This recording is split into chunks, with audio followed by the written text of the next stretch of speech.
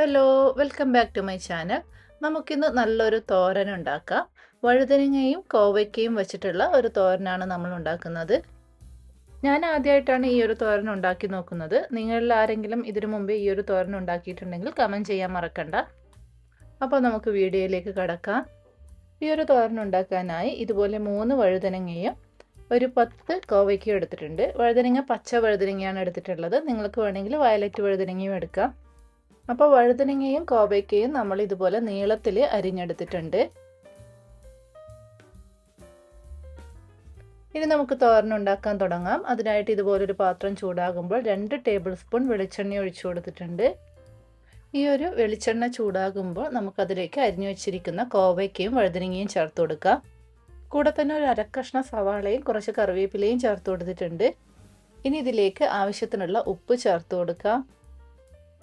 ഒരു 1/4 ടീസ്പൂൺ മഞ്ഞൾപ്പൊടിയും 1/2 ടീസ്പൂൺ കുരുമുളക് പൊടിയും ചേർത്ത് കൊടുക്കുന്നുണ്ട്. ഇതിൽ നമ്മൾ പച്ചമുളക് ചേർത്ത് കൊടുക്കുന്നില്ല, കാരണം കുരുമുളക് പൊടി ചേർത്ത് കൊടുക്കുന്നത് കൊണ്ട് ആവശ്യത്തിനുള്ള എരിവുണ്ടാകും. ഇനി നമുക്ക് ഇതെല്ലാം കൂടി ഒന്ന് മിക്സ് ചെയ്ത് കൊടുക്കാം. ഇതിൽ നമ്മൾ ഒട്ടും തന്നെ വെള്ളം ചേർത്ത് കൊടുക്കേണ്ട ആവശ്യമില്ല, അല്ലാതെ തന്നെ ഇത് നന്നായിട്ട് വെന്ത് കിട്ടും. അപ്പോൾ ഇത് നമ്മളെല്ലാം കൂടി ഒന്ന് ഇളക്കി കൊടുത്തിട്ടുണ്ട്. ഇനി ഇത് നമുക്ക് അടച്ചു വെച്ച് ഒന്ന് വേവിച്ചെടുക്കാം.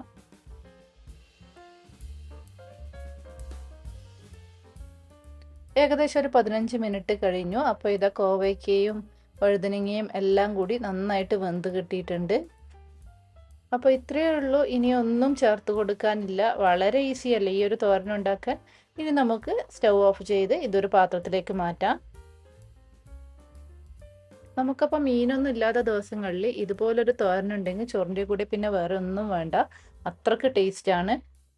കുരുമുളകൊക്കെ ചേർത്തത് കൊണ്ട് അത്യാവശ്യം സ്പൈസി ആയിട്ടുള്ളൊരു തോരനാണിത്. നിങ്ങൾക്കിനി അധികം എരിവ് വേണ്ടാന്നുണ്ടെങ്കിൽ കുരുമുളക് പൊടിയുടെ അളവ് കുറച്ചാൽ മതി. അപ്പോൾ നിങ്ങളെല്ലാവരും എന്തായാലും ഈ ഒരു തോരൻ ഉണ്ടാക്കി നോക്കണം. എന്നിട്ട് അഭിപ്രായങ്ങൾ കമൻറ്റ് ചെയ്ത് അറിയിക്കണം.